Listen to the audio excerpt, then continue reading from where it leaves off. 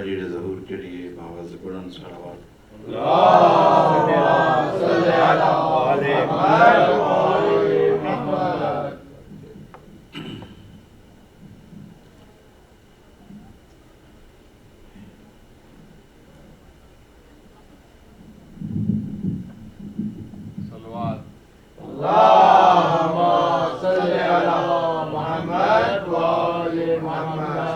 محترم باقاعدہ آغاز مجلس سے پہلے میں پرخلوص انداز میں شکریہ ادا کرنا چاہتا ہوں آپ سب مومنین کا، مومنین و مومنات جو حوصلہ افزائی فرماتے رہے اور مجالس میں تشریف لائے اور مجھے کٹمٹ بیانی کا موقع بخشا۔ میں منتظمین کا، ان مخلصین کا جنہوں نے بڑھ چڑھ کے اس مشن میں حصہ لیا، اور اپنے میزبان اس گھرانے کا سب کا میں تہ دل سے مشکور ہوں کہ مجھے یہاں آ کے ایمانی اور روحانی راحت جو محسوس ہوئی کہ ان خطوں میں آل محمد کے اتنے مخلص چاہنے والے موجود ہیں۔ خالق آل محمد آپ کی توفیقات کو بلند فرمائے، زندگی اور رزق اور نعمتوں میں مزید برکت کا نزول ہوتا رہے، اور فرش عزا سیدہ کو پرسہ دینے کے لیے آباد سے آباد تر ہوتے رہے۔ خصوصی طور پہ اس مسجد کی تمام انتظامیہ کا بھی مشکور ہوں، اور وہ لوگ جو اردو زبان سے تعلق نہیں رکھتے مگر انہوں نے کمال میزبانی سے اس تمام ماحول کو ہم سب کے لیے بھی سازگار رکھا کہ ہم بطور احسن ذکر حسین اپنی زبان میں، اپنے انداز میں برپا کر سکیں۔ تو میں تمام عناصر جو اس میں اس کار خیر میں شریک ہیں ان سب کا مشکور ہوں اور ان کے لیے دعا گو ہوں۔ بآواز بلند صلوات۔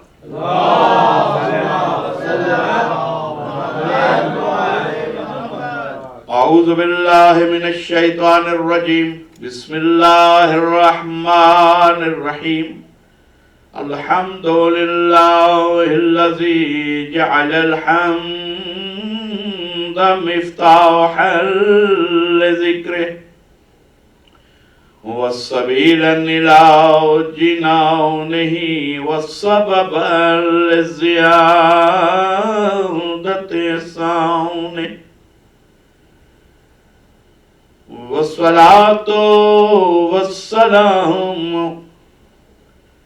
والتحیۃ والإکرام علی سید اصل ما فی الوجود، سر اللہ فی کل موجود، الوسیلۃ بین العبد والمعبود، صاحب لواء الحمد والمقام المحمود، مولانا و مولا الثقلین جد الحسن والحسین ابی القاسم محمد،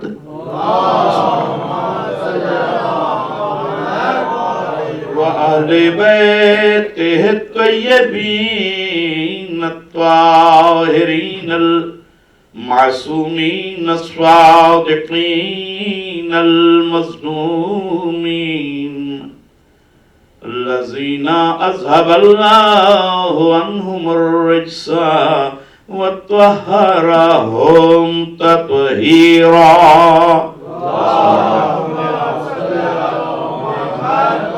ولعنۃ الدائمۃ علی اعدائہم اجمعین۔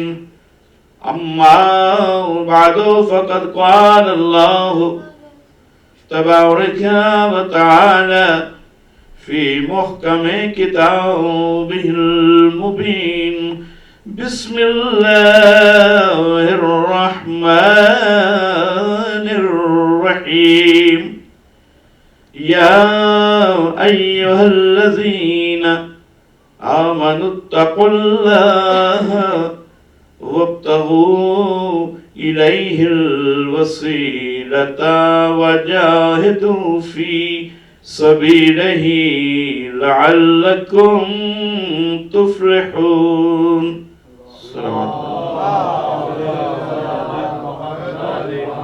اس عشرہ عزاداری میں مومنین گرامی قدر، میرا موضوع سورہ مائدہ کی آیت کے سایہ میں یہ رہا کہ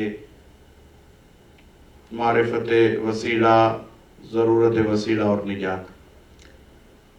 اور موضوع بہت وسعت رکھتا ہے، اور اپنی کم علمی کی بنا پہ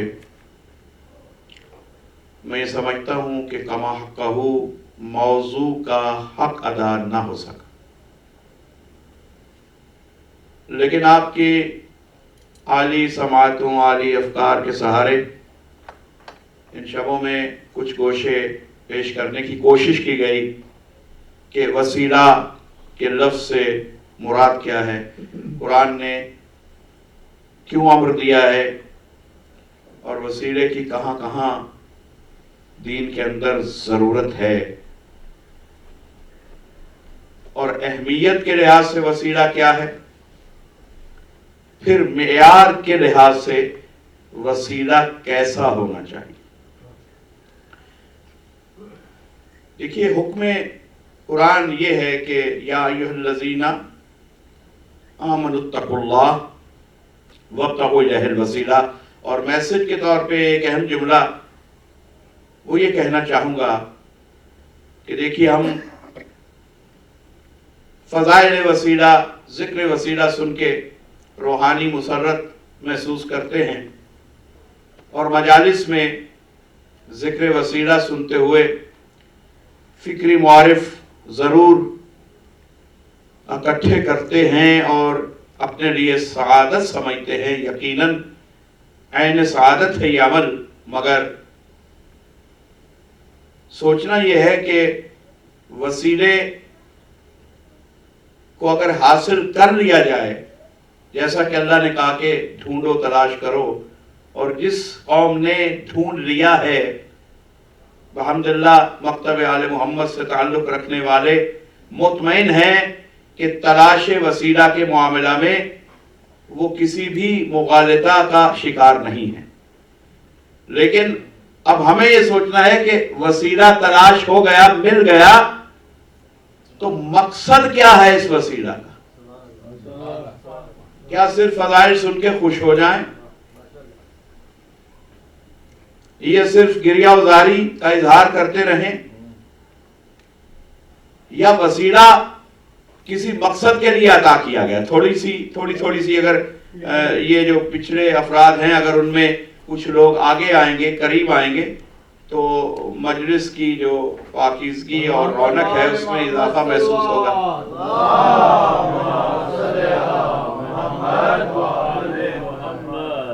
تو مقصد کیا ہے؟ کیوں چاہا اللہ نے کہ وسیلہ تلاش کرو؟ تو آیت کے اندر ہی اس کا مقصد موجود ہے. کہا یہ جا رہا ہے کہ یا ایھا الذین آمنوا اتقوا اللہ وابتغوا الیہ الوسیلہ. یعنی اس کے اندر سے جو مفہوم نکلتا ہے، میں مختصر لفظوں میں بیان کروں، وہ یہ ہے کہ اے اہل تقوی، پہلے اہل ایمان پھر اہل تقوی بن جاؤ. اب جو اہل تقوی بن گئے ہیں ان سے کہا جا رہا ہے کہ وسیلہ تلاش کرو. تو اگر کوئی تقوی سے دور ہے، اسے تقوی سے پرہیز ہے، تو اس کو تو دعوت ہی نہیں دی جا رہی، یہ تکلیف ہی نہ فرمائے کہ وسیلہ تلاش کریں. کیوں؟ کہ بھئی وسیلہ کرے گا کیا؟ وسیلہ آپ کے تمام اعمال ان کو قبول کروائے گا. تو جس کے پاس اعمال ہی نہیں ہے، پونجی ہی نہیں ہے اعمال کی، وہ وسیلے کو اختیار کس مقصد کے لیے کرنا چاہتا ہے؟ تو مقصدیت وسیلہ یہ ہے کہ پہلے آپ متقی ہوں، پھر تقوی کو کافی نہ سمجھیں، تقوی کو قبول کروانے کے لیے وسیلہ تلاش کریں۔ تو بدبخت ہیں وہ لوگ جو صرف اعمال کو کافی سمجھتے ہیں اور اپنے تقوی پر گھمنڈ کر کے بیٹھے ہیں۔ ان کو یہ آیت بتا رہی ہے کہ تمہارا تقوی وسیلے کے بغیر بالکل کار آمد نہیں ہے، لیکن دوسری طرف کوئی یہ سمجھے کہ میں نے وسیلے کو پا لیا ہے تو پھر اسے بھی غور کرنا ہے کہ وسیلہ مجھے مدد کہاں دے گا، وسیلہ کس امر میں میرے کام آنے کے لیے ہے۔ اس کے لیے ہمیں اعمال پہ غور کرنا ہے کہ ہمارے عمل کیسے، کہ وسیلہ خود یہ چاہے کہ اس شخص کی، اس مومن کی زندگی اس کوشش میں گزری کہ اپنے عمل کو وسیلے کے عمل سے ملائے، تو کیوں نہ میں اس کی شفاعت کروں، کیوں نہ میں اس کے اعمال کی قبولیت کا ذریعہ بن جاؤں۔ تو وہ جو کمی رہ جائے گی، وہ جو قلت رہ جائے گی، ہمارے نفس کی کمزوریاں، ہماری کوتاہیاں، لغزشیں، ان لغزشوں کو معافی ملے گی وسیلہ کے طفیل۔ ان لغزشوں سے جو ہم معاف کیے جائیں گے وہاں وسیلے کی ضرورت ہے۔ تو اگر کوئی یہ شخص یہ سمجھتا ہے کہ ہم نے مولا کو مان لیا تو اب ہمیں تو اعمال صالح کی ضرورت نہیں، ہمیں کیا ضرورت ہے کہ ہم متقی بنیں، تو بھائی انہیں پہلے یہ جاننا چاہیے کہ میرے مولا کا پہلا نام ہی امام المتقین ہے۔ یہ اس کی شان کے شایان نہیں کہ وہ گناہگاروں کے لشکر کا امام کہلائے، اس کی شان یہ کہ متقین کا، ہاں تقوی میں جہاں ہم سے لغزشیں ہوں وہاں معافی کا ذریعہ وجود وسیلہ کو بنایا۔ ہمارے نفس میں بھی کمزوریاں ہیں، کئی ایسے اعمال ہیں ہم سے چھوٹ جاتے ہیں، انہیں گناہ کہا جائے گا، یا کبھی کسی نفسانی دباؤ میں کوئی لغزش ہو گئی اسے گناہ کہا جائے گا، لیکن اگر منصوبے سے گناہ کیا جائے گا تو وہ گناہگار نہیں بنائے گا، وہ مجرم بنا دے گا۔ تو مجرم کے لیے شفاعت نہیں ہے، گناہگار کے لیے شفاعت ہے۔ صلوات پڑھیے۔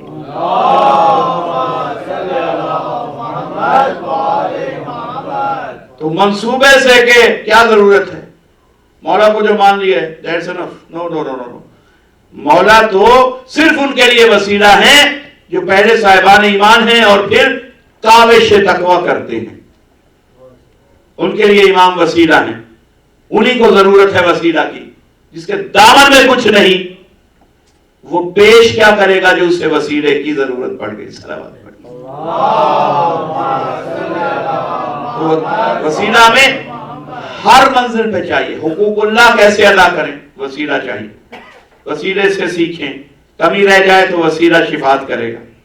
حقوق العباد کیسے ادا کریں، وسیلہ بتائے گا، وسیلہ سمجھائے گا، وسیلہ بتائے گا کہ ہمیں اولاد کی تربیت کیسی کرنی چاہیے، وسیلہ بتائے گا کہ ہمیں والدین سے کیسا سلوک کرنا چاہیے، وسیلہ بتائے گا کہ ہمیں احباب سے، مومنین سے کیا سلوک کرنا چاہیے۔ اگر کہیں کوئی تنازعہ ہو جائے، اگر کہیں رائے سے رائے ٹکرا جائے تو مومن کو معاملہ حل کرنے کے لیے وسیلے سے سیکھنا ہے کہ کون سا انداز بہترین ہے، برداشت کیسی ہونی چاہیے ایک دوسرے کے معاملے میں۔ تو وسیلہ حقوق العباد بھی سمجھا رہا ہے، وسیلہ حقوق اللہ بھی سمجھا رہا ہے کہ نماز کیسے پڑھو، کس خلوص سے پڑھنی چاہیے، عبادات میں کیا انداز ہونا چاہیے، دعا مانگنے کا اسلوب کیا ہونا چاہیے۔ وسیلہ عطا کر رہے سب کچھ، اس لیے وسیلوں نے صرف یہ نہیں کہا کہ ہمیں پہچانو، وسیلوں نے ہر چیز عطا کی، دعائیں بھی عطا کی، نماز اور عبادت کے سلیقے بھی سکھائے، زندگی بھی معاشرے میں گزار کے دکھائی کہ ہم دوست سے اس طرح سلوک کرتے ہیں، دشمن سے ہم اس طرح ہمارا رد عمل ہوتا ہے، ایسا سلوک ہونا چاہیے۔ تو یہ ساری زندگی جو ہم یہاں گزارنے آئے ہیں، اس کو سنوارنے کے لیے وسیلے کی ضرورت ہے۔ تو پہلے زندگی اور ذمہ داریوں کو سمجھیں، پھر ضرورت وسیلہ پہ غور کریں۔ صلوات پڑھیے۔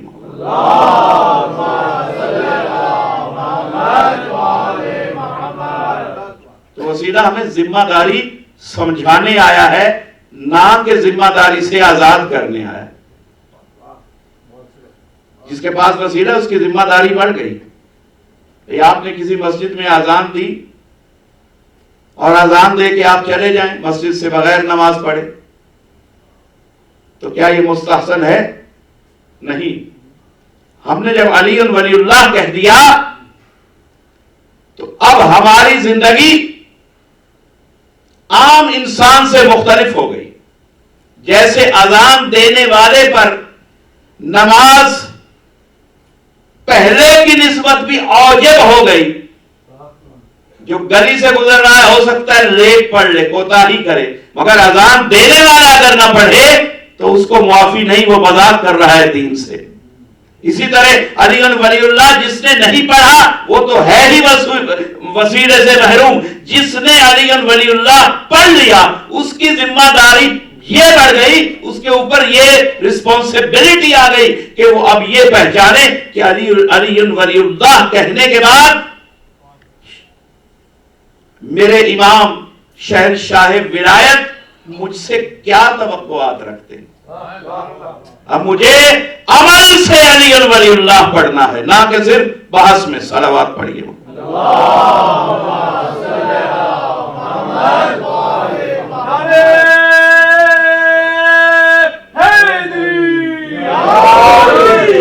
وسیلے کا تذکرہ زبانی کلامی کافی نہیں، جب تک ہم اپنے کردار میں وسیلے کی روشنی کو جذب نہ کریں. تو حضور بات یہ ہے کہ یہ مقصد وسیلہ ہے مدینۃ باب مدینۃ العلم، اور باب مدینۃ العلم کا تعلق مدینۃ العلم سے ہے. تب ہماری قوم کو، ہمارے جوانوں کو چاہیے کہ وہ وسیلے کے اس پہلو سے بھی فیض حاصل کریں کہ اپنے آپ کو علم کے لیے پیش کریں. اور اقوام عالم کا مقابلہ، ہر اٹھنے والی یلغار کا مقابلہ پروپیگنڈا سے نہیں کیا جا سکتا. ہاں، ہماری قوم کا معیار علم بڑھ جائے، آپ ہر میدان میں اپنے نوجوانوں کو سطح اول پہ لے آئے تو کوئی ایسی دیوار نہیں ہے کہ جو علم کے راستے میں آ کے ہماری قوم کو پسپا کرے. اگر ہماری قوم علمی طور پر تیار ہو جائے، علم دنیا میں بھی آگے جائے، علم دین بھی کم سے کم اتنا ضرور ہو، اتنا علم دین ہر فرد کے لیے ضروری ہے کہ جو اسے آخرت میں کامیاب کر دے. تو اگر ہم علم کے میدان میں ترقی کریں تو اس کا مطلب ہے ہم نے باب مدینۃ العلم کو جب وسیلہ بنایا تھا تو اس وسیلے سے ہم نے فیض لیا. اگر ہم اخلاق میں ترقی کریں تو جن ہستیوں کو وسیلہ بنایا تھا، جو مرقع علم تھے، جو مرقع اخلاق حسنہ تھے، ہم نے انہیں وسیلہ بنایا تو ہم نے کچھ وسیلے سے لیا بھی.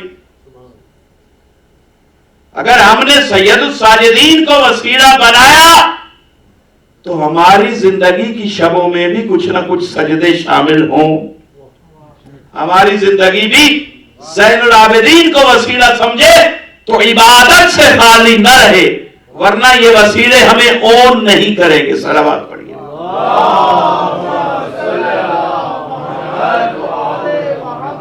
تو یہ ایک بنیادی پہلو ہے کہ جب ہم وسیلے کا ذکر کریں تو کیوں ہے ضرورت وسیلہ، اس پر بھی غور کریں. کس موڑ پہ ہمیں وسیلے کی ضرورت ہے.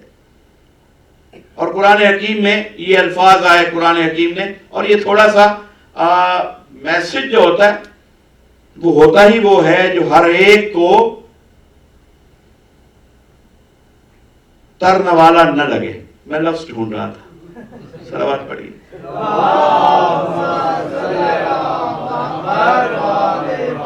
ذرا گلے میں اٹکے تو سمجھیے کہ میسج ہے. صلوات پڑھیے.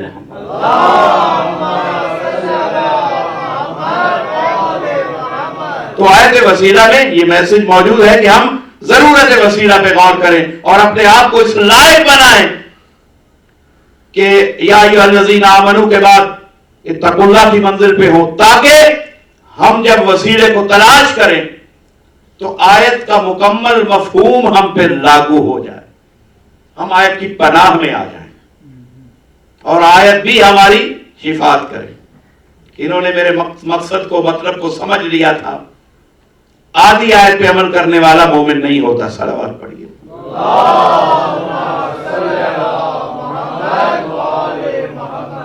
اور اب اس کا اہمیت وسیلہ پہ، یعنی یہ میٹیریل جو ان مجالس میں اکثر کوشش کی، جو میں نے پرووائڈ کیا، اور آج کی گفتگو میں بھی اس میسج کے بعد جتنی بھی گفتگو ہے وہ اس لیے پرووائڈ کیا جاتا ہے کہ ہم معرفت وسیلہ میں کہیں بھی دھوکہ نہ کھائیں اور ہمارے نوجوانوں کو وہ میٹیریل مل سکے کہ جہاں وہ حزب مخالف سے اگر گفتگو ہو تو علمی طور پر دلائل پیش کر سکے کہ قرآن میں وسیلہ کہا کسے گیا ہے، قرآن میں امام کہا کسے گیا ہے، قرآن میں نور کہا کسے گیا ہے، قرآن میں ولی کہا کسے گیا ہے. دیکھیے انسان کی جبلت ہے. اب میں تھوڑی سی ایک ایسی گفتگو چاہتا ہوں آپ سے کرنا کہ مجھے امید ہے کہ آپ اپنی دلچسپی فراہم کریں گے.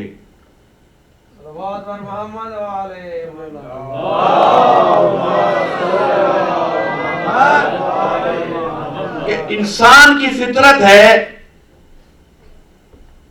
کہ جب اسے کسی چیز کے بارے میں بتایا جائے، یہ سبجیکٹو گفتگو وسیلے پہ تھوڑی سی،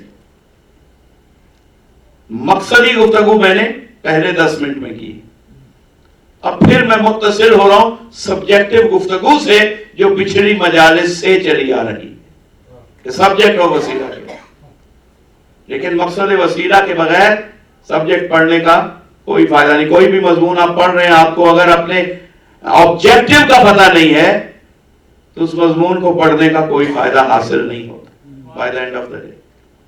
اس لیے میں نے پہلے آبجیکٹو پر آپ کو متوجہ کیا، اور سبجیکٹ یہ ہے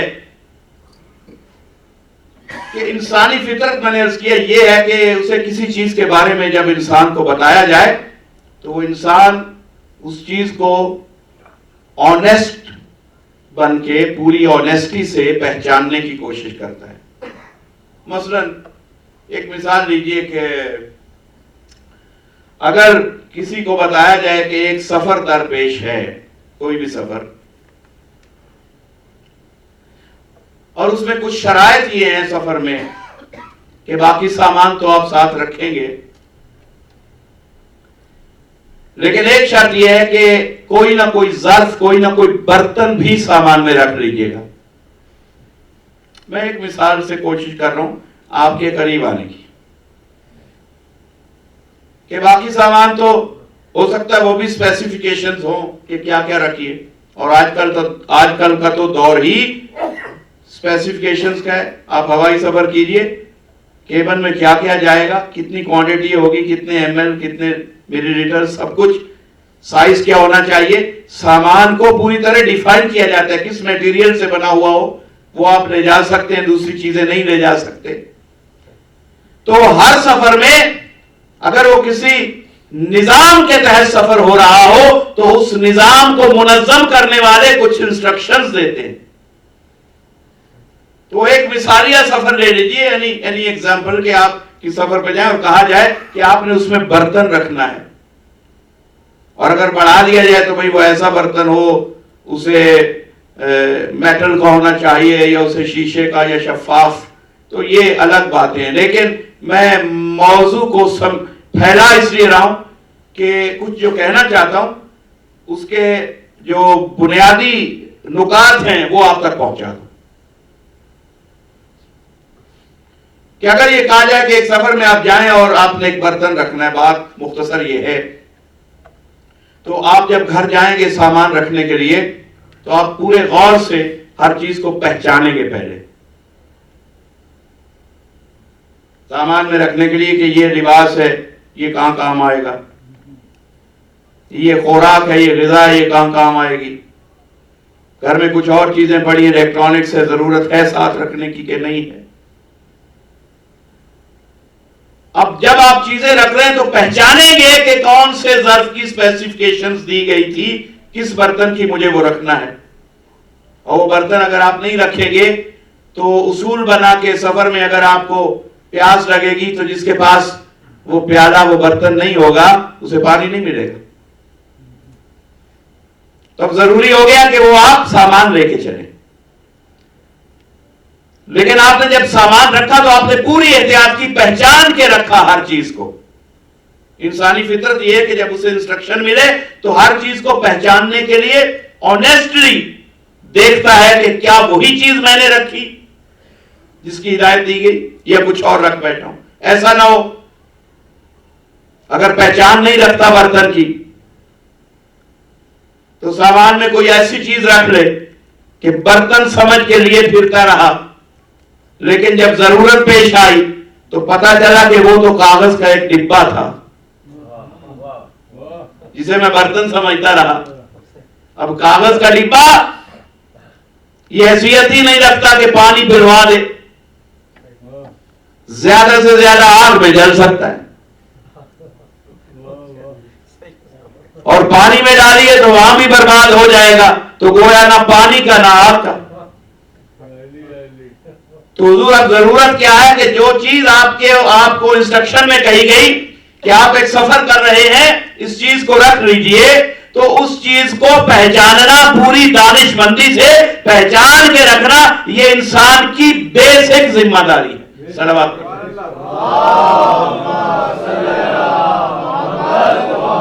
اللہ نے بھی سفر آخرت کے لیے کچھ انسٹرکشنز دی کہ یہ سامان رکھ لینا.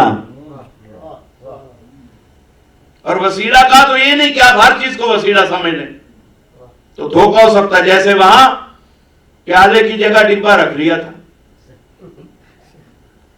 تو ایسی کوئی چیز نہ رکھ لیں کہ جو منزل پہ پہچاننے والے بتائے کہ یہ تو وسیلہ ہی نہیں ہے. صلوات پڑھیے محمد والے محمد پر.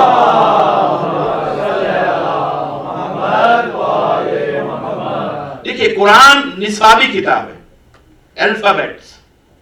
نصاب کا لفظ آتے ہی پہلی چیز جہاں سے انسانی شعور کی تعلیم و تربیت کا آغاز ہوتا ہے تو الفابیٹس پڑھائے جاتے ہیں. قرآن اسلام کی نصابی کتاب ہے, مگر اس کتاب کا کمال یہی ہے کہ پہلا قاعدہ بھی یہی ہے, اور چاہے اس میں ڈاکٹریٹ تک چلے جائیں سارے علوم اسی کتاب میں آ جاتے ہیں. یہ ایسی جامع کتاب ہے, اس کو تقسیم کرنے کی ضرورت میں ساری خوبیاں ہیں. اس میں ایبلٹی ہے کہ پرائمری کلاس والے کو بھی پڑھا سکے اور اعلیٰ درجے تک حصول علم کی خواہش رکھنے والے کو بھی کچھ عطا کرے. یہ قرآن میں خصوصیت ہے. تو حضور جیسے چونکہ یہ میں نے بیسک جملہ یہ کہا کہ یہ ہماری نصابی کتاب ہے, تو نصابی کتاب میں کیا ہوتا ہے؟ بچہ جب شروع کرتا ہے پڑھائی تو اسے الفابیٹس پڑھائے جاتے ہیں. اے سے ایپل, بی سے بک, سی سے کار, سم تھنگ. اردو کا قاعدہ ہے تو بے سے بکری, اے سے حقہ, چے سے چراغ, اینی تھنگ. کیوں؟ اور عادت ہے, نصابی کتاب کا دستور ہے کہ حرف لکھا جاتا ہے, اس حرف سے کیا چیز بنتی ہے اس چیز کا ذکر ہوتا ہے. سی سے کار ہے تو سی بھی لکھا جائے گا, کار بھی لکھا جائے گا, اور ساتھ کار کی تصویر بھی بنائی جائے گی. یہ کسی کو بنیادی سطح پہ علم سکھانے کا طریقہ ہی یہ ہے. پوری دنیا میں یہی آزمایا جاتا ہے. کسی زبان کا قاعدہ ہو. صلوات پڑھ لیجیے محمد وعلى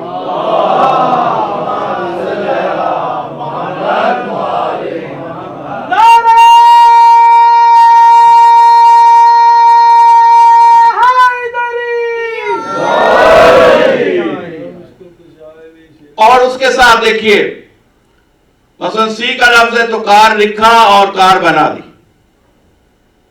یا کیمل لکھا اور کیمل بنا دیا. کیوں؟ یہ ساتھ تصویریں کیوں رکھی جاتی ہیں؟ بیسک ذمہ داری پڑھانے والے کی یہ ہوتی ہے, بیسک کتاب کی, کہ راسخ کر دیا جائے لفظ کو اور تصویر دکھا کے منزل یقین تک پہنچا دیا جائے کہ جس کا نام پڑھا ہے اس کی تصویر یہ ہے, اس کے فیچرز یہ ہے.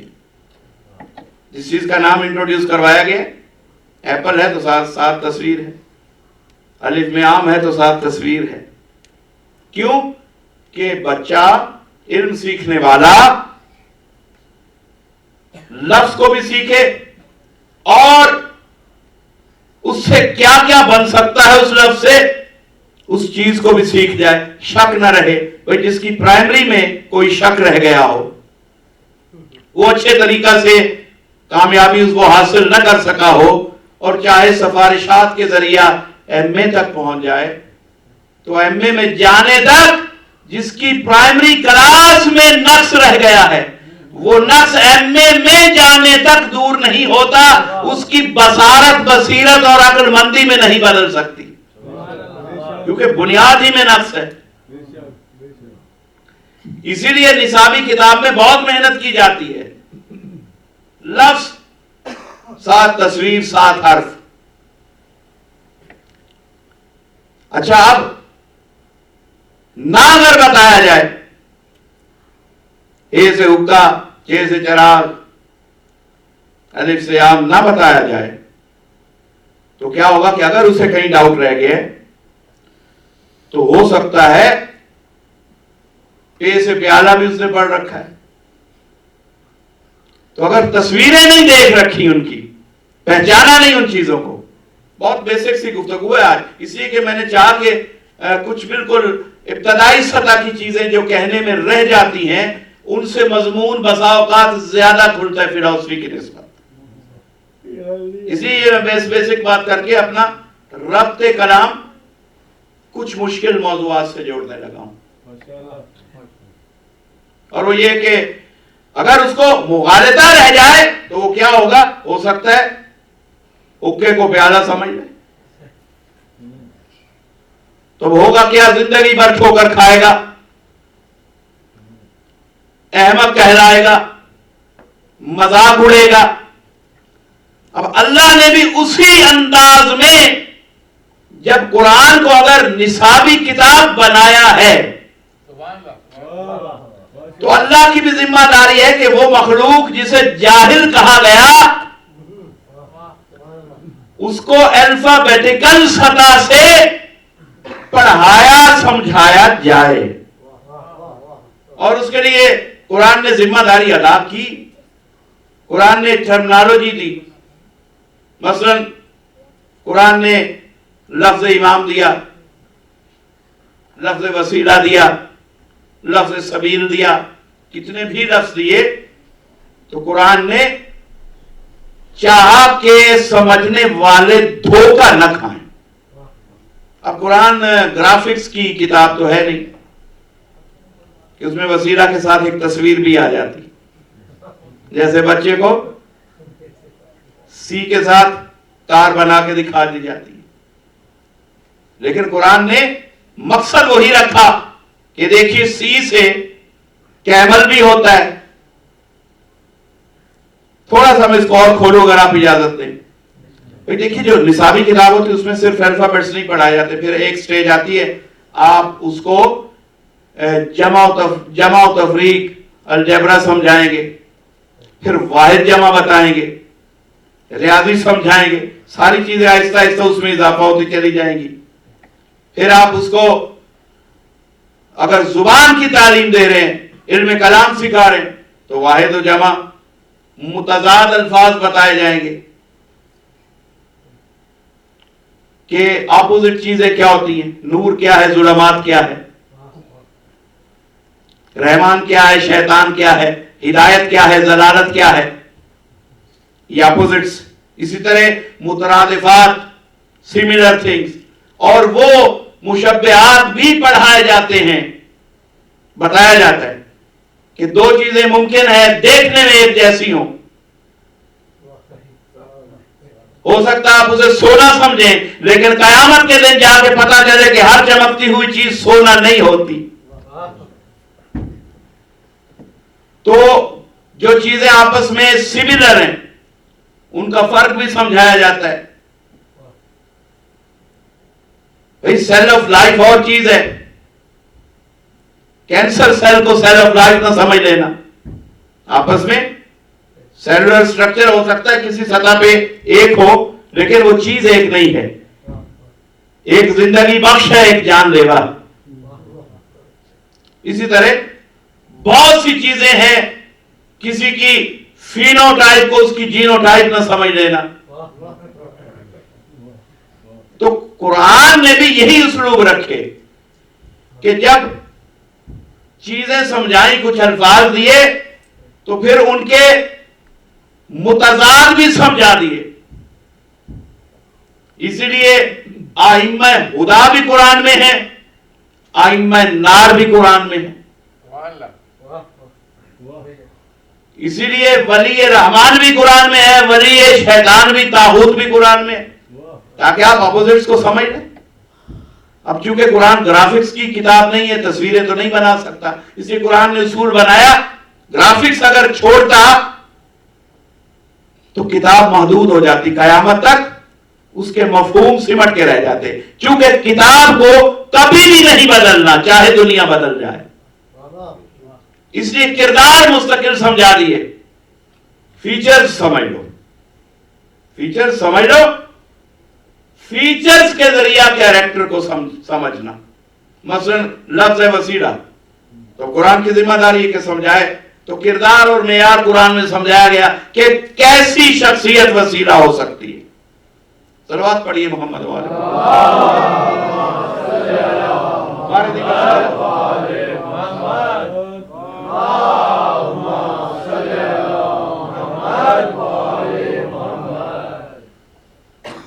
تو قرآن نے ہر چیز کو سمجھایا، لفظوں کی ترکیب عطا کی تو معیار بھی سمجھائے، اپوزٹس بتا بتا کے سمجھایا. کہیں مترادفات، ایک جیسے مشبہات، ایک دوسرے سے ملتی جلتی چیزیں، ساری مثالیں دے دے کے ہر لفظ کو سمجھایا کہ اگر ولی آئے تو صرف ہر لفظ ولی پہ مر مٹنا، دیکھنا کہ رحمانی ہے یا شیطانی ہے. امام آئے تو دیکھنا ائمہ نار میں سے ہے یا ائمہ ہدا میں سے ہے. تو قرآن نے سارے اسلوب پرووائڈ کیے تاکہ ہم اس نصابی کتاب سے واقعتاً فائدہ اٹھا سکیں. اب یہ اسلوب چلا، چونکہ الفابیٹیکل کتابوں میں، نصابی کتابوں میں تصویریں بھی ساتھ ساتھ ہوتی ہیں. اور میں نے عرض کیا کہ قرآن گرافکس نہیں دینا چاہتا، تو قرآن نے کہا ہے میرے رسول معیار تو میں سمجھا دوں گا. اگر وسیلہ کہوں گا تو دوسری آیتوں میں معیار سمجھا دوں گا. اگر امام کہوں گا تو کچھ آیتوں میں معیار سمجھا دوں گا. اگر ولی کہوں گا تو اسی کتاب کی دوسری آیتوں سے ولی کا معیار بھی سمجھا دوں گا. لیکن ہو سکتا ہے پڑھنے والوں کو پھر بھی کوئی مغالطہ رہ جائے، پڑھنے والوں کو کچھ ڈاؤٹس رہ جائیں. تو اس لیے رسول ایک اہتمام تو کرنا کہ کہیں کہیں تصویریں تو میں نہیں بنا سکتا، لیکن کہیں کہیں تم ان ہستیوں کو سامنے لا لا کے دکھاتے رہنا. میں لفظ صادقین کہوں گا تو مباہلہ کے میدان میں لا کے دکھا دینا کہ بس یہ ہے صادقین. میں لفظ طاہرین رکھوں گا تو کسائے یمانی کے نیچے جمع کر کے دکھا دینا کہ یہ ہے طاہرین. میں لفظ ولی رکھوں گا تو غدیر کے میدان میں بازو بلند کر کے دکھا دینا فہذا علی المولا، اسے کہتے ہیں مولا. کہیں میں کہوں گا تو دکھاتے جانا تو وہ تصویر والی ضرورت بھی پوری ہو جائے گی. میں آیت بھیجوں گا اور فتح مکہ کے دن تو شانے پہ بلند کر کے دکھا دینا علی کو کہ کون ہوتا ہے، کیسا ہوتا ہے بت شکن. بت پرستوں کو دکھا دینا کہ بت شکنی کیا ہوتی ہے. میں شانے پہ اٹھا کے میں نماز میں جاؤں گا، سجدے میں کائنات میں ایک تصویر بنوا دوں گا کہ پشت پہ کون بیٹھا ہے، تاکہ لوگ پہچان لیں کہ تمسک کن سے کرنا چاہیے. میں بازار میں نکلوں گا، शहजादे मेरे दोष पे होंगे तो वो तस्वीर भी सरेआम बाजार में उम्मत को दिखा दूंगा कि इनका मुकाम क्या है। और जब वहां कोई ये कहे, खुश होके देखे रसूल को कि शानों पे शहजादे हैं, और तारीफ में ये कह दे निअमल मरकब, तो कहने को एक आम सा जुमला, लेकिन रसूल रुक जाएं और कहें निअमल मरकब, सुभान अल्लाह कैसी अजीम सवारी है, तो रसूल ये बताएं कि मैं सवारी का तारुफ करवाने के लिए ये मंजर नहीं बना रहा, मैं सवार समझाने के लिए ये मंजर बना रहा।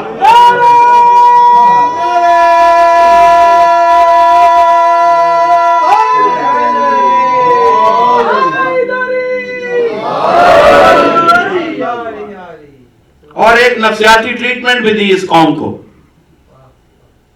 कि देखो, किसी को उसकी सवारी से मत पहचानना,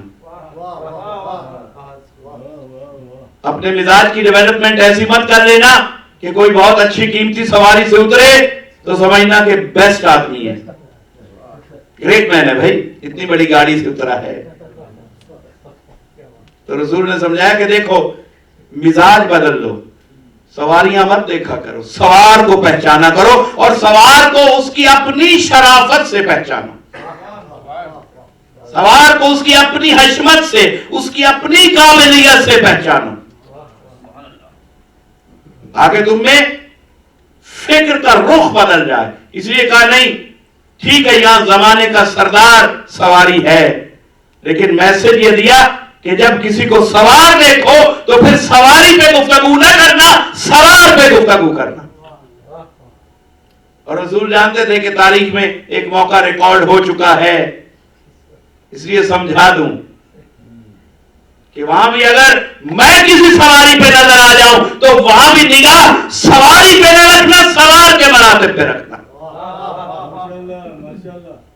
तो सवारियां तो बदलती रह जाती हैं, सवारियों को मत देखिए, ये देखिए कि सवार किस हशमत का मालिक है, सवार किस काबिलियत का मालिक है।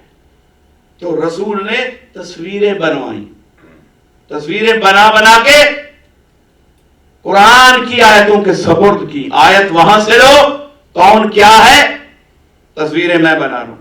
कुरान कहेगा कूनू मा सादिकीन, तो मुबाहिला में देख लेना सादिकीन कौन है। देखने के बाद भी बात समझ में ना आए तो फिर तुम इस लायक ही नहीं कि तुम इस किताब को पढ़ो।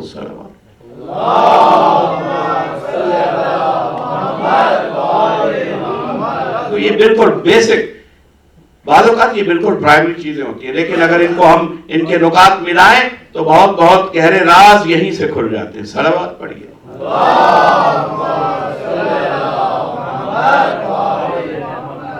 और हुजूर फिर जरूरत इस अमर की है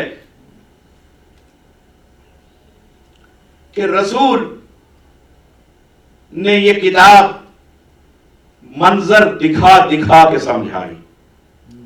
अब मेरे मौला के कुछ नाम हैं अमीरुल मोमिनीन अलैहिस्सलातु वस्सलाम, तो मैंने ये सारी तमहीद इसलिए बांधी कि मैं ये कह सकूं और आप करीब आके खुद सोच सके कि कुरान की अपनी जिम्मेदारी है कि अगर किसी को वसीला कहे तो फिर उसकी तशरीह भी बयान करे।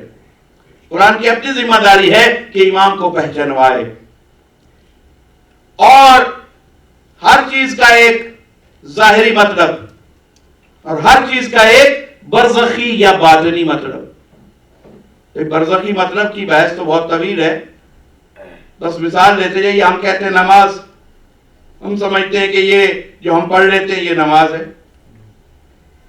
लेकिन हदीस में मिलता है कि कब्र में बरज़ख में ये नमाज भी एक पाकीज़ा वजूद की सूरत में आपके पास आएगी। तो कहने को एक अमल, लेकिन अल्लाह जब मुजस्सम करता है तो एक वजूद बना देता है। इस तरह कुरान की हर आयत में जो लक़ब दिए गए मासूमीन को, वो कहने में लक़ब हैं, लेकिन बरज़खी आंख से देखेंगे जब तो वजूद नजर आएंगे। और मौला ने फरमाया कि अन्नसलातुल मोमिनीन व सियामुहु قبر میں نماز آئے گی مددگار بن کے. اور ساتھ ہی مولا نے یہ بھی بتا دیا کہ مومنین کی نماز میں ہوں. تو اب جب یہ دو قول سامنے آ جائے تو پھر زندگی اس کوشش میں بسر ہونی چاہیے کہ نماز ایسی ہو جائے کہ اس کی شباہت علی سے مل جائے.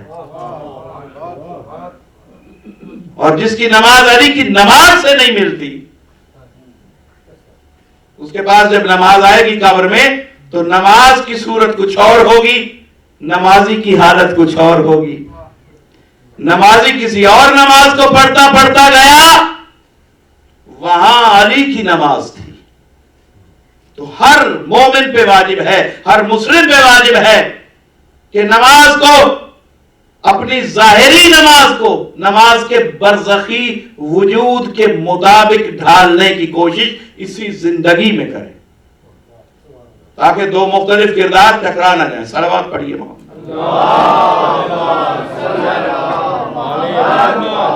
اب مولا کو کئی نام اسی طرح جو برزخی مقام میں جا کے سمجھ میں آئیں گے, ہو سکتا ہے یہاں سمجھ میں نہ آئیں.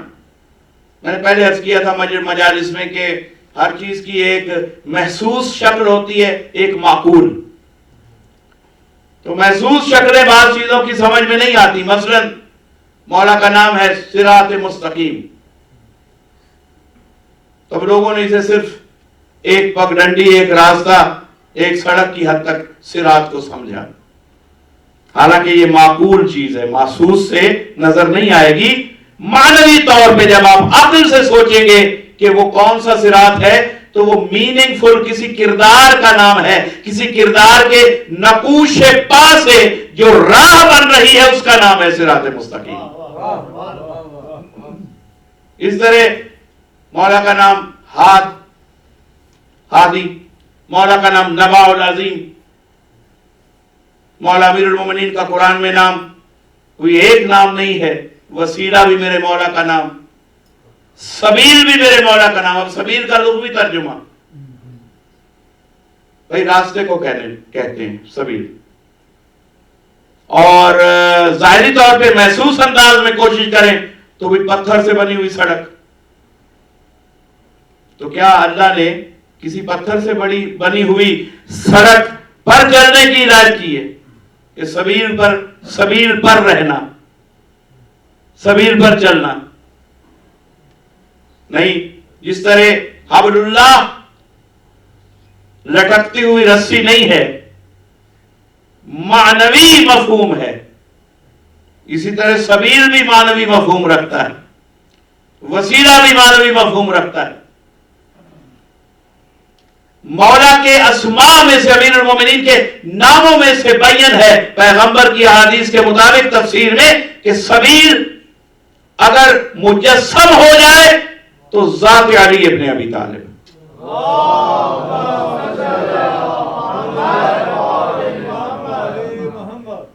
اور دیکھیے یہ صرف کہنے کی باتیں نہیں ہیں, میں اس لیے یہ پیش کر رہا ہوں کہ آپ ان پہ غور کریں, اپنے مطالعہ میں ان موضوعات کو لے آئیں. قرآن حکیم میں مولا امیر المومنین کو پیغمبر نے یہ بتایا کہ نبا العظیم علی ہے, صراط مستقیم علی ہے, حبل اللہ علی ہے, عروۃ الوثقی علی ہے, وسیلہ علی ہے, سبیل علی ہے.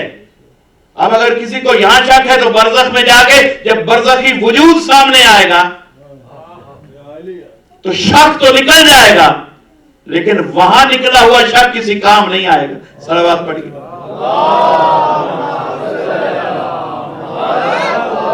اسی عالم اسلام کو چاہیے کہ مرنے سے پہلے شک یہی نکال کر مریں اور نصابی کتاب سے پوری طرح تحقیق کر لیں کہ سبیل کی پکچر کیا ہے, امام کی تصویر کیا ہے, خدا کی تصویر کیا ہے, صراط مستقیم کی تصویر کیا ہے, عروۃ الوثقی کسے کہتے ہیں. یہ چیزیں پہچان لے. پتھر کے راستے کو سبیل نہیں کہتے. امیر المومنین علیہ الصلوۃ والسلام نے, سرکار نے مدینہ میں پیغمبر کی وفات کے بعد اور غدیر سے غداری کرنے والوں کے عمل کے 7ویں دن بعد صلوات پڑھیے محمد.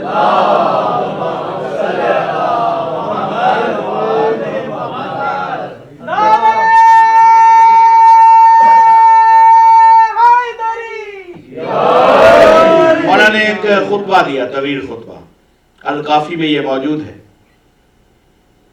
الکافی سے آپ مطالعہ فرمائیں اس خطبہ کا، طویل خطبہ ہے. ایک مسلسل روحانی نشستیں چاہیے اس خطبہ کے ایک ایک جملہ پہ غور کے لیے. طویل خطبہ ہے اور خطبہ کا نام ہے خطبۃ الوسیلہ. چونکہ میرا موضوع وسیلہ ہے تو میں یہ شرف محسوس کر رہا ہوں کہ مولا کے اس خطبے کا ذکر اس مجلس میں آیا. یہ میرے لیے شرف ہے. مولا نے اس خطبۃ الوسیلہ میں بہت کچھ کہا. لوگ سمجھتے ہیں کہ علی خاموش رہے، نہیں. 7ویں دن وفات پیغمبر کے بعد مدینے میں بلیغ خطبہ عطا فرمایا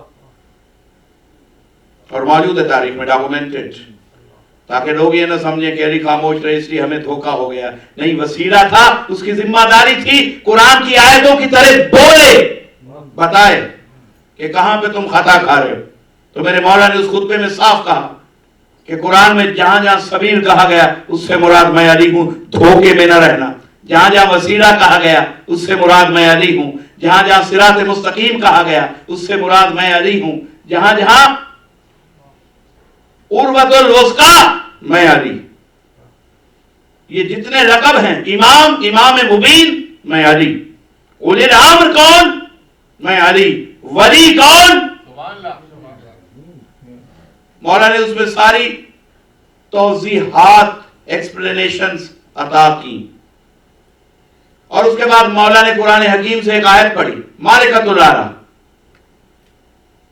سورہ فرقان کی آیتیں پڑھی. اور میں آپ سے عرض کر رہا ہوں کہ جیسے میں نے کہا یہ نصابی کتاب ہے اور اس میں تصویریں ہونی چاہیے. مولا نے جب تفسیر کی، ناطق نے، تو گویا ایک منظر قرآن نے قیامت کا لکھا. مولا نے اس قیامت کے منظر کی تصویر دکھائی. یعنی وہ ہوتا ہے وسیلہ کہ اگر کہیں سے آئے سمجھ میں نہ آئے تو وسیلے کے دروازے پہ آ جائیے، وہ تصویر بنا کے دکھا دے گا کہ قرآن اگر سبیل کہہ رہا ہے، قرآن اگر فرقان کہہ رہا ہے، تو اگر تصویر بنے تو اس لفظ کا مطلب کیا ہوگا؟ صلوات پڑھ لیجئے محمد.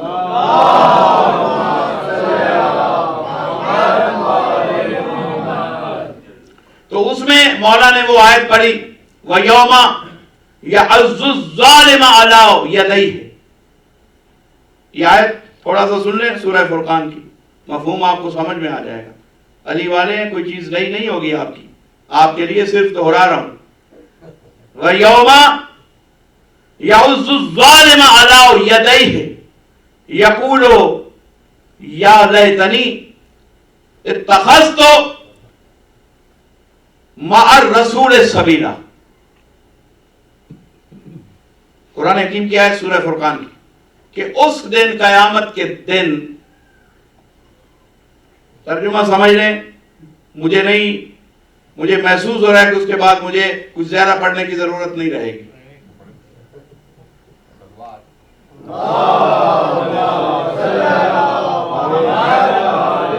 یوم یعض الظالم علی یدیہ. قرآن بتا رہا ہے کہ قیامت کے دن ایک ظالم ایسا ہوگا. اب اس آیت کو سن کے بھی کسی کو تصویر سمجھ میں نہیں آتی تو اس کی عینک نہیں بدلوانی، آنکھیں بدلوانے کی ضرورت پڑے گی. وَيَوْمَ يَعُزُّ الظَّالِمَ عَلَىٰ يَدَيْهِ. اس دن ایک ایسا ظالم ہوگا، قرآن بتا رہا ہے، تصویر دکھا رہا ہے معاشر کی، اور امیر المومنین وضاحت کر رہے ہیں مدینہ میں کھڑے ہو کے. یہ بھی جہاد تھا میرے مولا کا. ایک ظالم، اور انہوں نے کہا لوگوں یاد رکھو، اس آیت کو مت بھولو، سبیل میں ہوں، میرے بارے میں سوال ہونے والا ہے. اور قرآن کی اس آیت کو ریفرنس میں پیش کیا، دلیل کے طور پہ پیش کیا. فرمایا کہ مت بھولو قرآن کی یہ آیت سورہ فرقان کی 27 نمبر آیت کہ یوم اس دن ایک شخص ایک ظالم یعز الظالم ایک ظالم اپنے ہاتھوں کو کاٹے گا کھڑا ہو کے ہاتھوں سے اپنے ہاتھوں کو دانتوں سے کاٹ رہا ہوگا. یقول اور کہہ رہا ہوگا یا لیتنی اے کاش اتخذت مع الرسول سبیلا کاش میں نے رسول کے ساتھ سبیل کو بھی مان لیا ہوتا.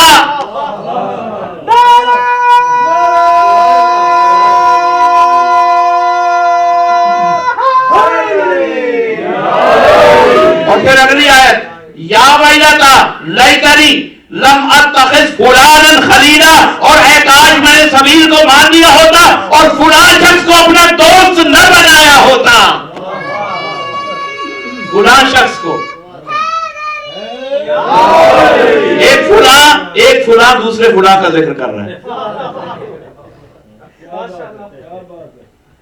تو ایک یہ کہے گا اس میں سے جو بھی آپ لے آئیں پہلا ظالم یہ کہے گا کہ کاش میں نے دوسرے کو آدمی نمبر 2 کو صلوات پڑھیے محمد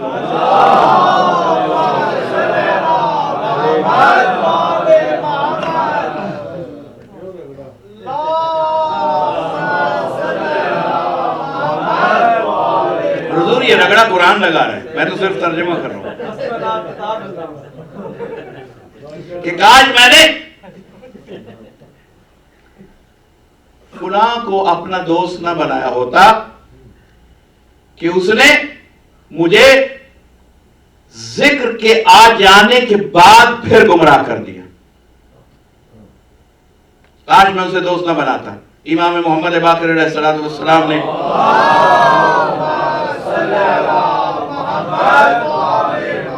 اصول کافی میں یہ روایت موجود ہے. امام نے اس آیت کی تفسیر فرمائی. اب یہ جو قرآن نے آیت بتائی اور تصویر معصوم نے دکھا دی وسیلے نے اور تصویر سرکار کس طرح دکھا رہے ہیں. سرکار فرماتے کہ دیکھو یہ جو قرآن میں کہا گیا یا لیتنی اتخذت مع الرسول سبیلا مع الرسول رسول کے ساتھ ایک سبیل تھا کوئی شخص کوئی ذات ایسی تھی کہ جسے قرآن سبیل کے نام سے پکارتا ہے. کاش میں نے اسے بھی اپنا مولا بنا لیا ہوتا اسے نہ چھوڑا ہوتا میں نے اسے بھی لیا ہوتا رسول کے ساتھ ساتھ. اب امام فرماتے ہیں کہ اتخذت مع الرسول سبیلا قرآن نے سبیل کا لفظ اس لیے رکھا کہ قرآن جامع لہجے میں گفتگو کرتا ہے تاکہ امتحان لے سکے. یہ قرآن کی آیت ہے کہ ایک آدمی کا یہ حال ہونے والا ہے ایک ظالم کا. لیکن امام نے فرمایا کہ جب وہ قیامت کا دن آئے گا تو وہ یہ آیت نہیں پڑھے گا. یہ تو اللہ نے کہا ہے نا کہ اس کا اندیہ یہ ہوگا. وہ کیا کہے گا؟ تو معصوم نے تصویر دکھائی کہ وہ شخص جو ظالم ہوگا قرآن میں لفظ سبیل امتحان کے لیے آیا لیکن وہ چونکہ سب کچھ کر کے گیا ہے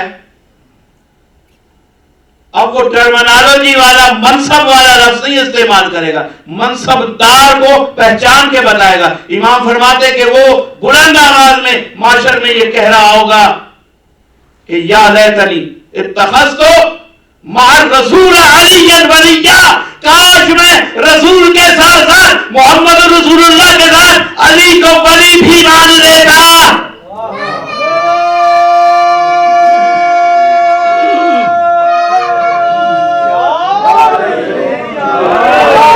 اب آپ کو بات سمجھ میں آئی؟ اور کیا مجھے اجازت ہے کہ میں آج 5-7 منٹ اور پڑھوں اور اگر تاجیل ہے کسی مجلس میں پہنچنا تو میں ابھی کلوز کر سکتا ہوں. نہیں آپ پڑھیں میں نہیں چاہتا کہ زحمت ہو جائے.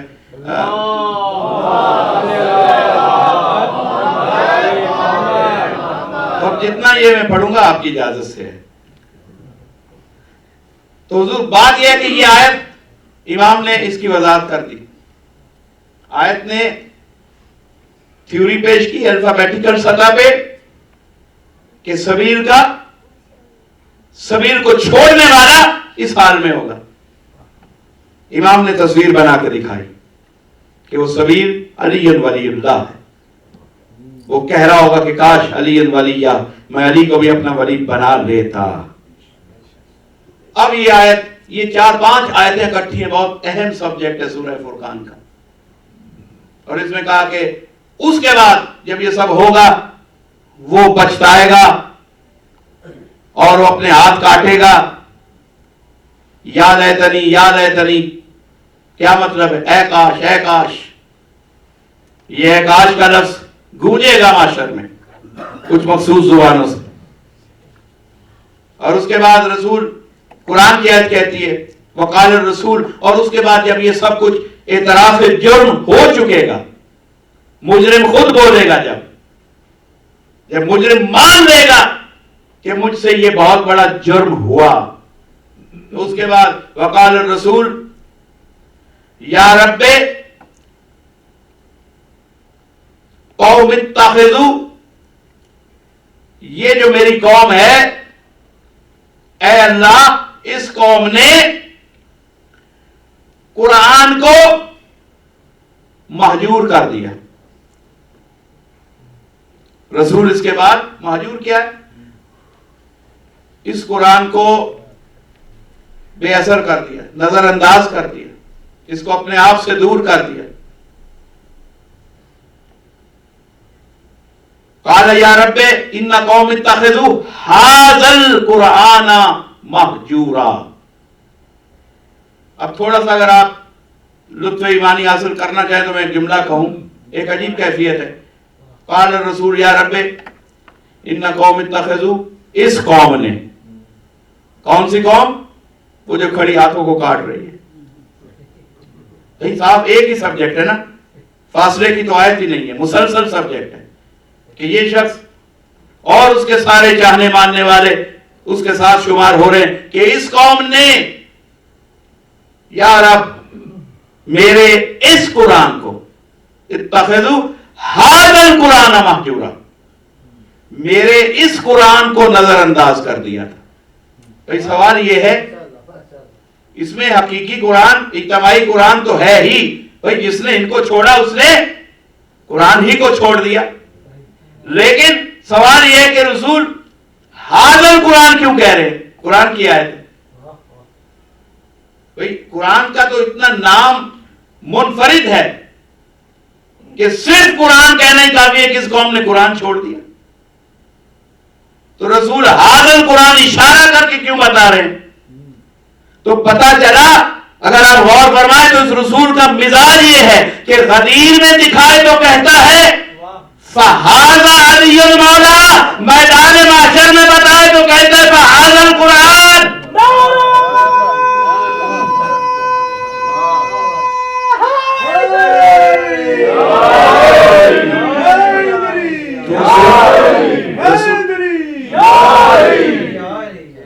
بڑی مہربانی. رسول غدیر والے ہاذا کو قیامت والے ہاذا سے ملا دیں گے. صلوات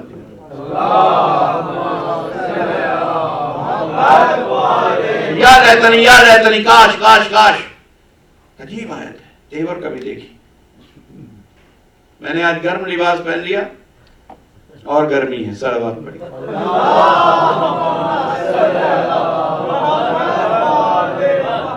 اور اس کے سبب سے کچھ مجھے بھی وہ محسوس ہو رہا ہے کہ میں کچھ آپ سے شاید دور کھڑا ہو کے مجلس پڑھ رہا ہوں، لیکن آپ مجھے محبت کی گرمجوشی سے اس گرمی کو باطل کر سکتے ہیں.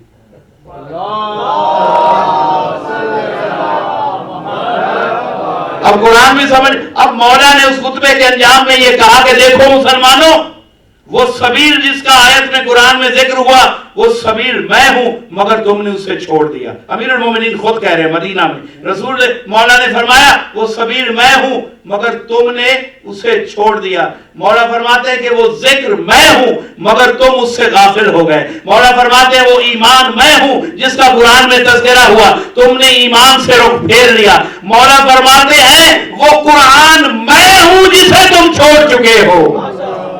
मासूम की दी हुई तफसीर पढ़ रहा हूं, अपनी तरफ से नहीं पढ़ रहा। सलावत पढ़िए।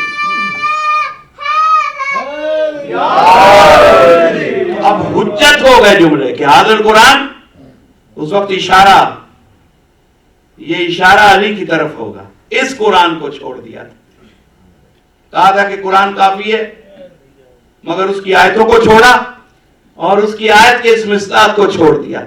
एक आयत का नहीं, कुल्ले कुरान। मौला फरमाते हैं कि वो कुरान, हाज़िल कुरान माजूरा, उसमें वो कुरान मैं अली इब्न अबी तालिब हूं। सलावत पढ़िए। कि या लैतनी, क्या ये लफ्ज है काश, तो कुछ हसरतें कुरान ने बयान कर दी कि उस दिन जाके हसरत की सदाएं बुलंद होंगी, मगर वहां हसरत करना किसी काम का नहीं। कुरान ही में, कुरान हकीम ही में एक आयत है सूरह नबा की, अम्मा यतसाअलूना अनिन नबाइल अज़ीम। भाई ये सारा सूरह अमीरुल मोमिनीन की शान में उतरा है, 30वें पारा का पहला सूरा। अम्मा यतसाअलूना अनिन नबाइल अज़ीम हुम फीहि मुख्तलिफून।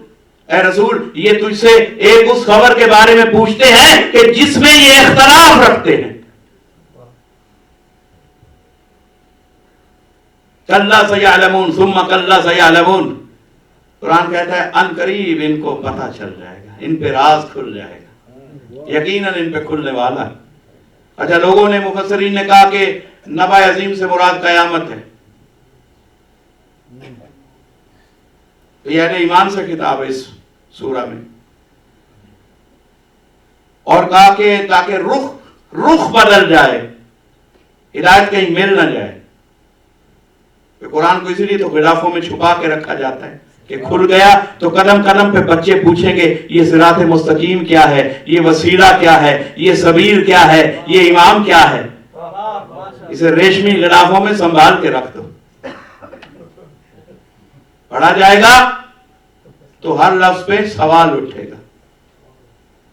इस मिल्लत को चाहिए कि कुरान को पढ़ा करे, इल्म कुरान से मोहब्बत पैदा करे। सिर्फ शरई मसाइल की हद तक दीन को जानना काफी नहीं। कुरान इतनी बड़ी किताब है, उसमें हजारों सब्जेक्ट्स डिस्कस हुए। मोमिन पे हुज्जत है कि हर सब्जेक्ट के करीब जाके गौर करे। अल्लाह इसमें हमसे क्या कहना चाहता है? हिदायत अंदर से फूटती है, मिजाज बदलती है। कुरान पढ़ने से मिजाज बदल जाएगा। सलावत पढ़िए मोहम्मद।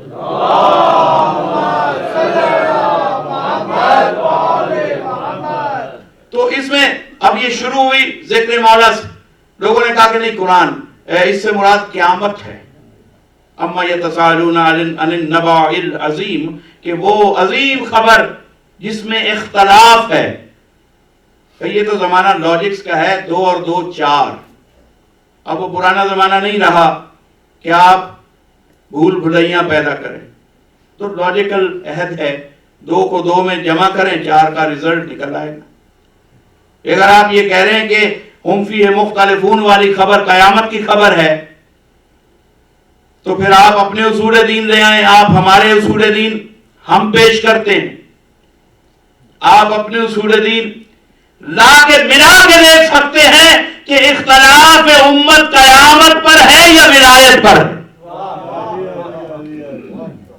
वहीं से निकल आएगा कि अल्लाह ने निशानी दी है कि एक ऐसी खबर है तुम्हारे दीन में जिसके अंदर लोग इख्तलाफ करते हैं। तो सारे फिरकों के उसूल दीन ले आओ, तौहीद भी सब मानते हैं, नबूवत भी सब मानते हैं, कयामत पर भी किसी को इख्तलाफ नहीं। तो जब इख्तलाफ नहीं तो फिर आयत का रुख क्यों मोड़ा जा रहा है? जिस खबर पर इख्तलाफ है वही रहने दो। और इमामत विलायत इस पर इख्तलाफ है, क्यों? कि आदिल को नहीं माना। आदिल को मानते होते तो नबूवत और कयामत के माबैन विलायत को जरूर मानते। सलावत।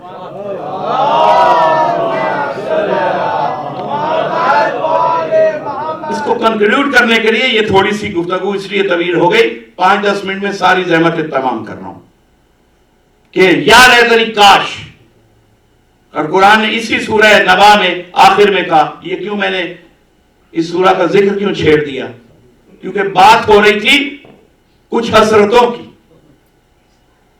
جو سورہ فرقان میں لفظ کاش کاش بلند ہوا وہیں سے جی چاہ کہ میں یہ آیت بھی پڑھ دوں. اسی سورہ کی آخری آیت وَيَقُولُ الْكَافِرُ يَا لَيْتَنِي كُنتُ تُرَابًا. کہ شروع میں بات کی کہ اس خبر میں اختلاف رکھتے ہیں, پتہ چل جائے گا تمہیں اس خبر کا. نہ مانو گے, اختلاف رکھو گے تو وہ دن آنے والا ہے کہ خبر سامنے آ جائے گی, نتیجہ سامنے آ جائے گا. اور اس کے آخر میں جملہ رکھا اسی سورہ میں کہ اس دن جو کافر ہوگا, کافر سے مراد بڑی آسانی سے کفار کو لے لیا جاتا ہے. قرآن نے کئی مقامات پر اپنے حقائق کا انکار کرنے والے ہر شخص کو کافر کہا ہے. چاہے فروع دین میں کسی چیز کا کافر ہو جائے, چاہے اصول دین میں. تو مسلمان ہوتے ہوئے بھی بہت سے لوگ کافر ہیں. صلوات پڑھیے.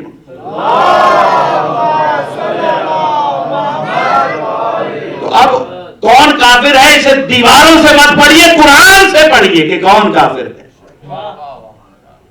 نعروں سے نہیں پتہ چلے گا, قرآن سے پوچھئے نا کہ قرآن کی نگاہ میں کون کافر ہے. تو جس نے بھی ولایت کا اس خبر کا انکار کیا, قرآن کہتا ہے وَيَقُولُ الْكَافِرُ, اس دن کافر یہ پکار اٹھے گا کاش یا لیتنی کنت ترابا, کاش میں انسان کے وجود کی شکل میں ہوتا ہی نہ, میں مٹی کا مٹی رہ گیا ہوتا.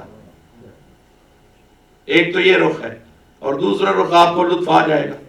قرآن ایک رخ سے بات نہیں کرتا, 70 باتیں ہیں, اور اس میں فولڈرز ہیں, کچھ اور فولڈز ہیں. اور ایک رخ صرف پیش کرتا ہوں کہ ایک تو وہ کہے گا کہ کاش میں مٹی ہوتا, یہ بھی قبول, بالکل درست. نہ ہونے کی خواہش کرتا, وہ کافر یہ خواہش کرے گا. اور دوسرے وہ یہ کہ دشمنان آل محمد کی حکومتوں کے زمانہ میں, خصوصاً بنی امیہ, بنی مروان, بنی سفیان, اس سارے زمانے میں محب اہل بیت کو طنزاً ترابیہ کہا جاتا تھا. جناب حجر ابن عدی, آپ ان کی تاریخ پڑھیں. گورنر کوفہ نے, اموی گورنر تھا, اس نے امیر شام کی طرف, فرعون شام کی طرف اس نے یہ لکھا تھا خط, ان کو گرفتار کیا, ان کے بیٹے کے ہمراہ, دوستوں کے ہمراہ. جناب حجر ابن عدی شام میں ان کی زیارت موجود ہے, اور یہ ساتھ اس خط میں یہ لفظ تھے, کس لیے گرفتار کر کے بھیج رہا ہوں کہ قتل کر دیجئے, چونکہ بہت بڑا ترابیہ ہے. مولا علی کا چونکہ نام تھا ابو تراب, تو جو ابو تراب کی معرفت نہ حاصل کر سکے, انہوں نے شیعوں کے لیے طرز بنا لیا اس لفظ کو کہ یہ ترابی ہے, یہ ترابیہ ہے, یہ ترابی ہے. تو اگر آپ اس رخ سے دیکھیں تو وہ جو ابو تراب کی خبر کا انکار کرنے والا ہے, اس سورہ میں آخری جملہ یہ کہہ رہا ہے کہ وہ قیامت میں پلٹ پلٹ کے کہے گا, اے کاش میں بھی ترابیہ ہوتا, آج اس انجام تک نہ پہنچتا.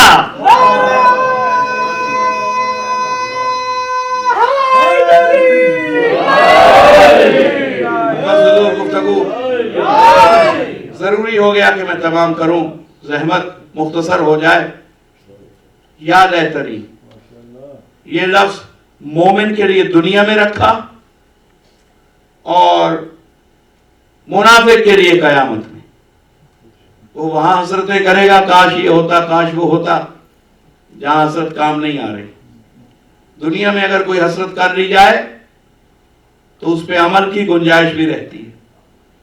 یہ مومن, اور میں آپ کو ابھی قریب کر دوں گا اس فکرے سے, یہ کوئی ڈیفیکلٹ تھیوری میں نہیں بیان کر رہا. تھوڑا سا مجھے خوشگوار چہروں سے اگر آپ دیکھتے رہیں گے تو یہ 5 منٹ بہت اچھے گزر جائیں گے.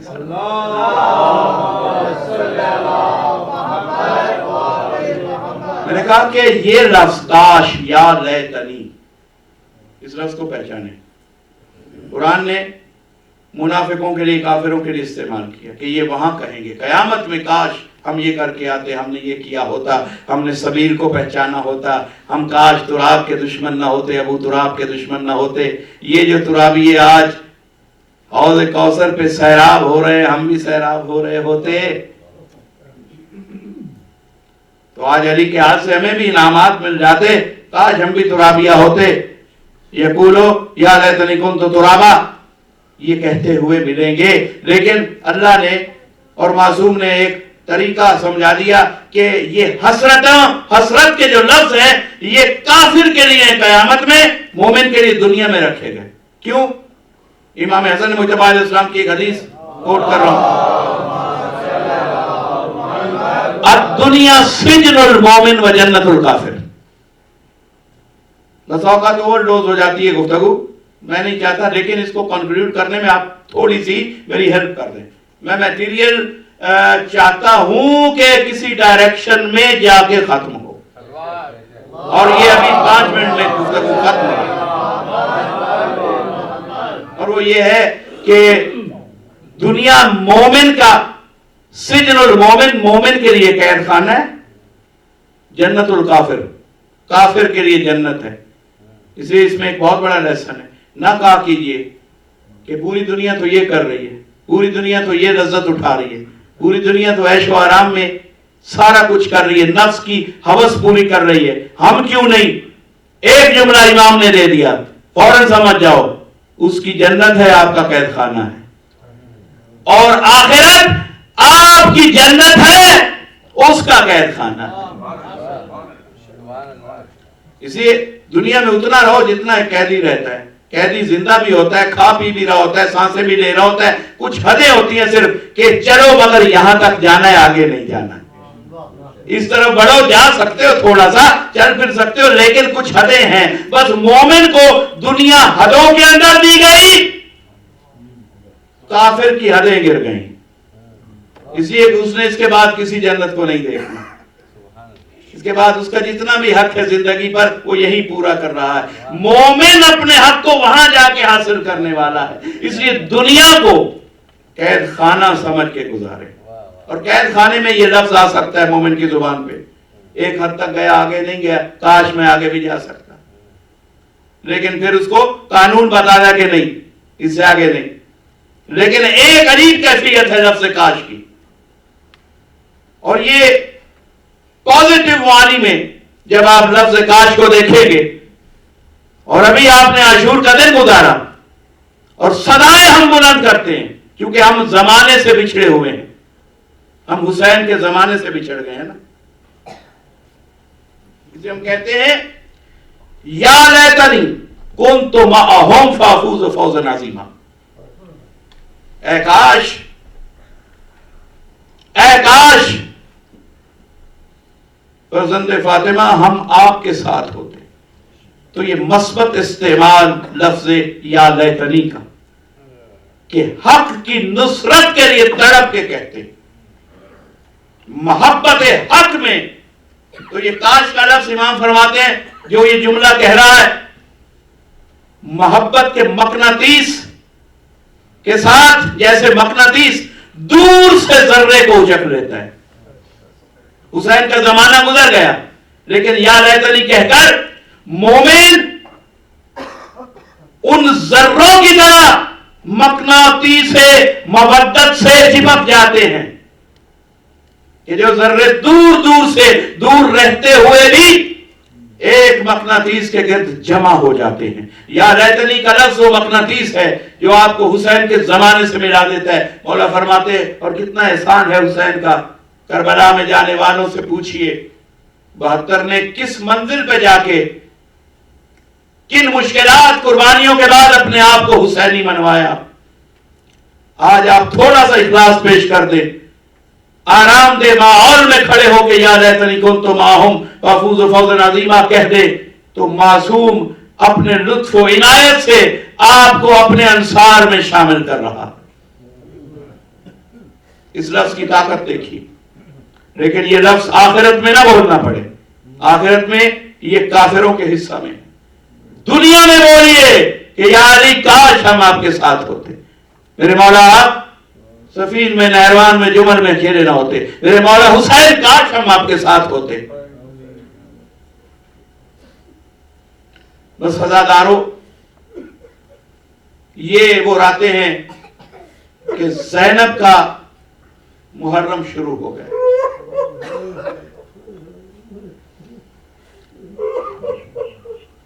11 کی صبح یہ قافلہ قید ہوا اور 14 محرم کو کوفہ میں داخلہ ہوا۔ مصیبت کا سفر، جلتی ہوئی دھوپ، عابد بیمار کا پیدل سفر، پاؤں میں کانٹے لگ جاتے تھے، خون جاری ہو جاتا تھا۔ سید سجاد نے جو مصیبت میں، جو ان کے جسم اتھر سے خون نکلا، چاہے آنکھوں سے بہایا گیا، چاہے قدموں سے بہا، وہ ماتم حسین کی دلیل ہے۔ سید سجاد نے بابا کی محبت میں، شہید اعظم کی محبت میں سب کچھ سہا۔ صحرا میں جب یہ لشکر کوفہ و شام تھکتا تھا تو وہ وقفہ آل محمد کو بھی مل جاتا تھا، لیکن وہ سائے میں رہتے تھے، خود خیموں کی چھاؤں میں رہتے تھے، اشجار کی چھاؤں میں بیٹھتے تھے۔ سجاد سے کہا جاتا تھا کہ دھوپ پہ بیٹھ، پانی تھوڑا سا ملتا تھا۔ بی بی سکینہ کے بارے میں ایک روایت میں نے پڑھی ہے کہ سکینہ کو جب پینے کے لیے پانی ملتا تھا نا، پھوپھیاں کہتی تھی کہ پانی پی لو۔ شہزادی بچا کے، آنکھیں بچا کے پانی کو لے کے اس مقام پہ آتی تھی جہاں سجاد گرم زنجیریں پہن کے بیٹھا ہے۔ بہن تھی نا سجاد کی، اپنے حصے کا پانی زنجیروں پہ ڈال کے کہتی تھی میرا بھیا میرے جسم پہ چھالے نہ پڑ جائیں، میری پیاس کی خیر ہے، تیرا نازک بدن ان زنجیروں کی حدت سے محفوظ ہو جائے۔ قافلہ پہنچا 14 محرم کو، یہ قیدی پہنچے ہیں کوفہ میں۔ 7 دروازے تھے۔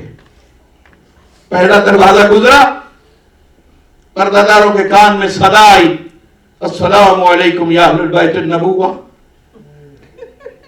پھر صدا آئی، السلام علیکم یا ابن رسول اللہ۔ سر حسین نظر آیا، حیران ہو کے دیکھا گیا کہ جس امت نے لائے کے سلام سمجھا ہی نہیں،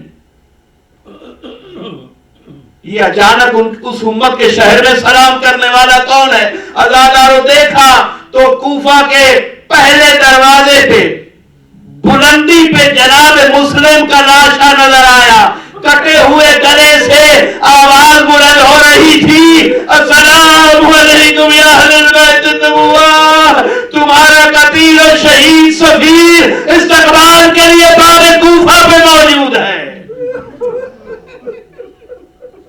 ماتم شروع ہوا، لیکن ظالموں نے قافلے کو بڑھایا۔ 7 دروازے تھے۔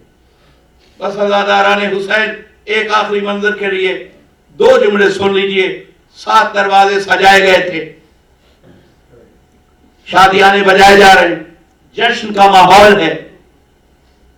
پردہ دار اپنے بالوں سے چہروں کو چھپا رہے ہیں، شرم و حیا کی پلی ہوئی بیویاں۔ سید سجاد کہتے ہیں کہ الشام الشام الشام، جس میں کوفہ کی مصیبتیں شامل ہیں۔ کوفہ و شام کا ماحول ایک تھا، قوم اشقیاء جشن منا رہی تھی اور اہل حرم بے مکنہ چادر تھے۔ بس عزادارو، جب یہ بیویاں آخری دروازے کے پاس بیویوں کا قافلہ پہنچے نا، میں نے کل بتایا تھا زنجیر ایک تھی، رسی ایک تھی، گردنیں زیادہ تھی۔ سب سے آگے جناب زینب عالیہ کے گلے میں وہ رسی تھی، اس کے بعد جناب ام کلثوم، پھر جناب ام لیلہ، پھر جناب کبریٰ، پھر جناب فضہ اور بنی ہاشم کی خواتین کے بعد اصحاب حسین کی بیویاں ایک ہی رسی میں سکینہ چونکہ قد میں چھوٹی تھی، ہر مزدور جھکی ہوئی کمر سے چل رہی ہے، اگر سیدھی ہو تو سکینہ کے پاؤں اکھڑ جاتے ہیں۔ عجیب ماحول میں یہ قافلہ پہنچا ہے۔ جب آخری دروازہ آیا نا، جس کے بعد دربار تھا ظالم کا، رسالدارو زینب عالیہ بی بی شمر نے آواز دی کہ بیویاں داخل ہو جائیں آخری دروازے سے۔ بی بی زینب خاک پہ بیٹھ گئی۔ اس ظالم نے آ کے سید الساجدین کی پشت پہ ظلم کیا، کہنے لگا پھوپھی اماں سے کہو میں نے حکم دیا ہے دربار میں داخلے کا وقت ہے۔ زینب زمین پر کیوں بیٹھ گئی ہیں؟ ہر بی بی زینب کی تقریر میں زمین پر بیٹھ گئی۔ جب سید سجاد آئے نا، پھوپھی اماں میری پشت ظالموں کے ظلم کو برداشت نہیں کر سکتی۔ پھوپھی اماں جب یہ کہہ رہے ہیں ظالم تو مجبوری ہے، چلیے جائیے دربار میں، داخل ہوتے ہیں۔ بی بی کہتی ہے سجاد میں ضرور داخل ہوں گی، بس آخری جملہ کہہ رہا ہوں۔ بی بی کہتی ہے لیکن ایک ضروری کام تھا، ایک ضروری امر تھا جس کے لیے میں 2 لمحوں کے لیے رکی ہوں۔ کہا پھوپھی اماں کیا کام تھا؟ بی بی کہتی سجاد جب اسی کوفہ میں بابا کی حکومت تھی، 21 رمضان کو جب بابا ودا ہو رہا تھا شہید ہو کے، بابا نے میرے ہاتھوں کو چوما تھا۔ بابا نے کہا تھا زینب ایک زمانہ آئے گا تو اسی کوفہ میں دوبارہ آئے گی، ہو سکے تو اگر دربار میں داخلے کا کوئی موقع ہو تو زینب ذرا مجھے یاد کر لینا۔ زینب نے یہ جملہ کہا، یا علی کہہ کے کھڑی ہو گئی، یا علی کہہ کے زینب کھڑی ہوئی، نجف کا رخ کیا، کہا بابا آپ کا حکم تھا، میں نے انتظار کر لیا، بابا یہ کوفہ آپ کا دارالحکومت تھا، بابا یہ دربار کبھی آپ کا دربار تھا، آ جائیے اس دربار میں بیٹی جا رہی ہے، بابا اپنی بیٹی کو اہل حرم کو خود دربار میں داخل کر دیجیے۔ اللہ رحمت اللہ